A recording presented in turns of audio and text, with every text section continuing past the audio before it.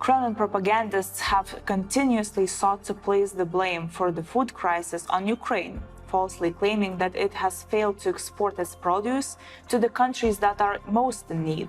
The disinformation narrative also draws on conspiratorial claims which suggest that Ukraine is providing grain to the EU as a form of payment in exchange for the provision of military aid. Тем временем украинские вооруженные формирования, несмотря на острый дефицит зерна и угрозу продовольственного кризиса, продолжают использовать критически важные сельхозобъекты в своих целях.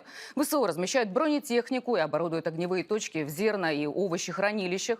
The Russian invasion of Ukraine sparked unprecedented increases in food and fuel prices, triggering a global supply chain issues and placing millions of people in developing nations at risk of famine. The halting of maritime grain shipments from Ukraine at the outset of the war caused global supply chain shortages due to Ukraine's role as leading agriculture exporter, supplying more than 45 million tons of grain annually to the global market. This blockade was addressed throughout now suspended Black Sea Grain Initiative, which provided the basis for the safe export of grain from selected ports in the Black Sea. Russia itself contributed to the grain shortage with its attacks.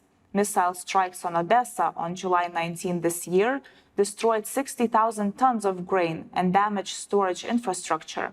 At the outset of the war, Russia imposed a naval blockade on Ukrainian ports in the Black Sea, causing immediate disruption of the global supply chains.